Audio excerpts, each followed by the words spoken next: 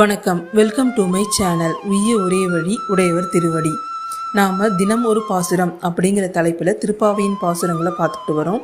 இன்றைக்கி நம்ம 9வது பாசுரத்தை பார்க்க போகிறோம். தூமணி மாடத்து சுற்றும் விளக்கெரிய தூபம் கமழ துயிலினை மேல் கண் வளரும் மாமன் மகளே மணிக்கதவம் தாழ்த்திரவாய் மாமீர் அவளை எழுப்பீரோ மகள்தான் ஊமையோ அன்றி செவிடோ அனந்தலோ ஏம பெருந்துயில் மந்திரப்பட்டாளோ மாமாயன் மாதவன் வைகுந்தன் என்னென்று நாமம் பலவும் நவின்றேலோர் எம்பாவாய். இந்த பாசுரம்தான் நமக்கு ஆண்டாள் நாச்சியார் அருளி செய்துள்ள 9ஆம் நாள் பாசுரம். இன்னமும் தோழியைத்தான் எழுப்பிக்கிட்டு இருக்கார்.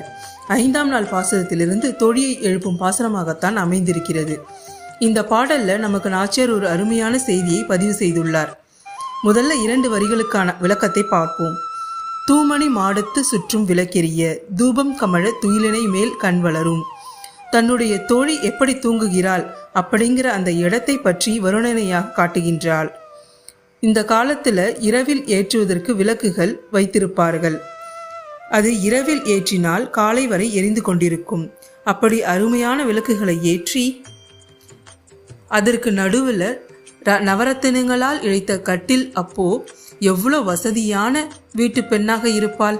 நவரத்தினங்களால் இழைக்கப்பட்ட கட்டிலை சுற்றி விளக்கெரிய நல்ல மனம் கமழ அருமையாக இருக்கும் இடத்தில் தூங்கிக் கொண்டிருக்கும் பெண்ணே. அடுத்த 3 வரிகளின் விளக்கத்தை பார்ப்போம். மாமா மகளே மணிக்கதவம் தாழ்த்திரவாய் மாமீர் அவளை எழுப்பீரோ மகள்தான் ஊமையோ அன்றி செவிடோ அனந்தலோ ஏம பெருந்துயில் மந்திரப்பட்டாளோ மாமன் மகளே உன் கதவின் தாள் திறவாய் மாமீர் உன் மகளை எழுப்பவும். அவள் என்ன ஊமையா இல்லை செவிடா? ரொம்ப தூங்கி கொண்டே இருக்கணும் அப்படின்னு அவளுக்கு மந்திரம் ஏதாவது செய்து விட்டார்களா? அப்படி ஏதாவது மயக்கத்தில் இருக்காளா? என்னதான் ஆச்சு அவளுக்கு என்று கேட்டுட்டு அடுத்த 2 வரிகளில் சொல்றாங்க பாருங்க. மாமாயன் மாதவன் வைகுந்தன் என்றென்று நாமம் பலவும் நவின்றேலோர் எம்பாவாய். அந்த மாயைக்கெல்லாம் பெரிய மாயையை தன் வசத்தால் அடக்கி வைத்திருக்கக்கூடிய மாமாயன், அந்த மாயன் கிட்ட வந்தால் இது அனைத்தும் பறந்து போய்விடும். இந்த துன்பங்களிலிருந்து அவளை நிவர்த்தி செய்வதற்கு ஒரு வழியை சொல்றேன். அந்த பெருமாளின் நாமத்தை சொல்ல சொல். அவரது நாமத்தை சொல்ல சொல்ல இது போன்ற துன்பங்கள் அறவே இனிமேல் வந்து சேராது.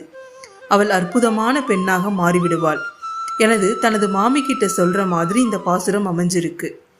இந்த பாடலின் தாத்பரியம் என்னன்னா, நாம் நன்றாக இருக்கும் போதே அவர் நாமத்தை சொல்ல வேண்டும்.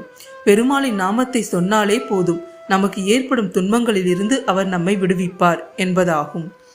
இன்று நாம் 9ஆம் பாசுரத்தை அனுபவிச்சோம். நாளை அடுத்த பாசுரத்தில் சந்திப்போம். ஆண்டாள் நாச்சியார் திருவடியிலேயே சரணம். நன்றி. இந்த வீடியோ உங்களுக்கு பிடிச்சிருந்தா லைக் பண்ணுங்க, ஷேர் பண்ணுங்க, மறக்காம